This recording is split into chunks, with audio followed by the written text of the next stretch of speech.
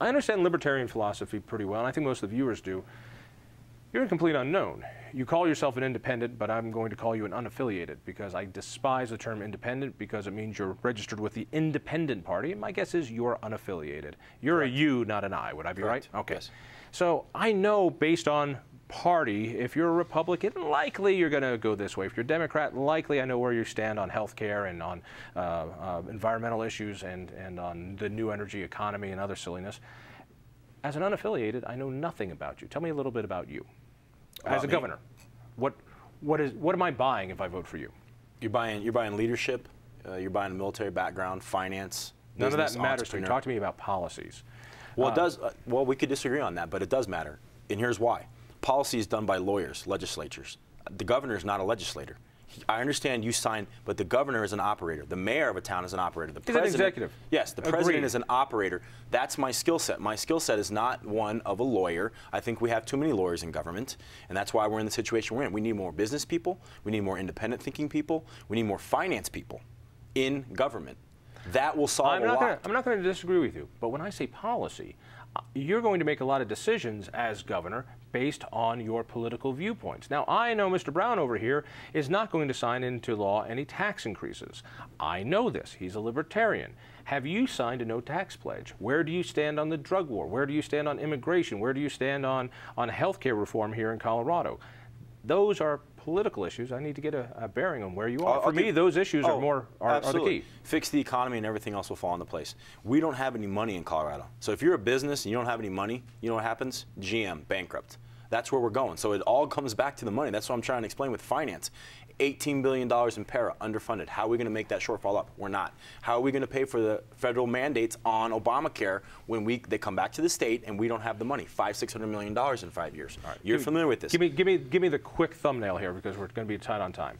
Are you going to sign into law any tax or fee increases? No, none. Period. None. None. Are you going to support, for instance, my initiative to put into the Constitution something that says you can't be forced into a health care plan? Absolutely, yes. All right, so you're against? I'm against Obamacare. It's been on my website. So under Governor Clark, we don't have to worry about Romney care, Massachusetts-style care coming to Colorado? Not at all. Talk to me about the new energy economy. New energy economy, if it's viable and not funded by the government, then let's continue it. Wind, solar, geothermal, hydroelectric. What about the subsidies for those? Subsidies, well, we can't yank the rug out, which probably libertarians probably totally against that. But no, we have a good alternative energy economy here in Colorado. I don't see the benefit to Coloradans to just trash that and get rid of it. Let's continue it. Yeah, we should stop the corporate welfare of that. Exactly. If it is a viable technology, it doesn't need corporate welfare. There you go. So would you end the subsidies and mandates to use renewable energy? I would have to look at it. All right, that's all right. Education. Do you believe in more choice and vouchers? For school? Yes. Absolutely. Right. Absolutely. So it sounds to me that overall, I'm talking to a guy who is a center-right guy. Would that be right? If you want to put me in the box, yes, but I prefer, because I'm also big on education. Big on education. I've been trying to get the libraries in North Aurora opened. That was my main reason for getting involved in this. I said, look, we're closing libraries in the less fortunate areas of Colorado. This is Colorado. I understand it's the city of Aurora. And then in my neighborhood, and in other neighborhoods, city and county of Denver, $10 million brand new library. And in my neighborhood, we have brand new libraries with fireplaces. But then Aurora also has a new rec center, too. So they closed libraries, open brand new rec center. All right. I disagree with that as well. I disagree with that as well. Help me out. Good point. Yeah. What's different between you and your 4 other competitors for governor?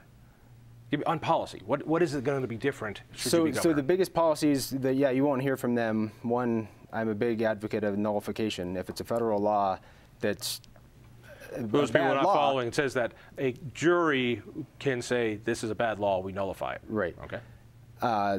So education is huge. Mainly the budget is such a big part of that. But I do like in Colorado that we do have some level of at least public school choice. But you know, the production aspect of it is huge for me. That Henry Ford did build a car out of hemp in the 40s. The government banned it, and now they subsidize and say we have to be environmental and all this. Well, we had it 75 years ago. Our whole infrastructure may have just grown organically to accommodate bikes and pedestrian lanes. We don't know, but we have to take baby steps to get back to that point.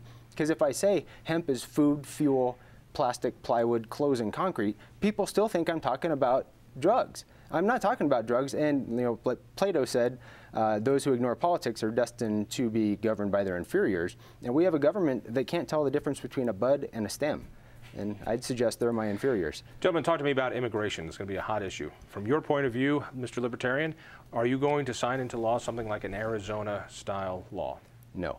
What I would advocate is that we end the income tax and we end the drug war. Two items that would mitigate a lot of the damage caused by illegal immigrants. If we have it all property and sales tax, they're paying property tax even through rent. They're buying stuff while they're here, so at least they're paying into the system that they're supposedly taking out of. We end the drug war, which is really what's funding these people who we have this huge demand that they're supplying. The terrorists, what's going on in Mexico, Colombia, historically, huge problems costing us tons of money. Bring it over to Mr. Unaffiliated here. Arizona law comes to your desk, Mr. Governor, you're going to sign it? No. Here's why. Enforce the laws we have. It's been a law since 1986. Federal law, you can't hire illegal immigrants. It's been a law in Colorado for a very long time. We have a very strict code. We're not enforcing our laws. Now, why would we want to follow Arizona now that we know what happened to Arizona? You have a lawsuit, okay, that's not going to help. All the businesses are leaving, that's documented, and the people of Arizona haven't been helped. So there's failure all across the board in Arizona. Why do we want to do that here in Colorado? We don't. Enforce our laws here. That's what I'll do. Only got a couple minutes left. There are a few initiatives on the ballot beyond mine. 60, 61, 101, the so-called Doug Bruce initiatives. Will you be voting for them or against them? Against. Against.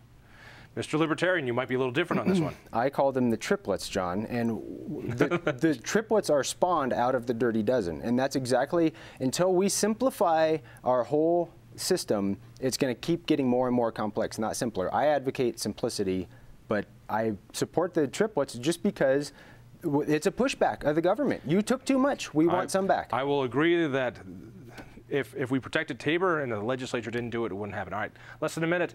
The personhood amendment is again on the ballot. 62. Will Governor Clark be voting for it?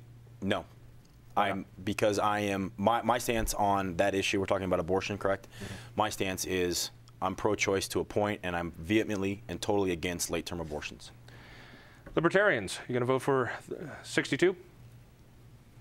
The personhood amendment. I'm going to have to research it. Okay. But do I believe in the fetus being a person? Unfortunately, protected by law is the question. Right. That's the it's too far-reaching for me. When the baby's born, we can agree it's a human with rights. And gentlemen, I thank you. Libertarian Jaimes Brown, love the music, love the politics. Jason, thank you so much for being here. Best of luck on both. Go to the Independence Institute website. I'll tell you what, we'll link to both of these so you can get some more information. Tell a friend about the Independence Institute. That's independenceinstitute.org. Listen for me late nights on 850 KOA. Tell a friend. We'll see you next week.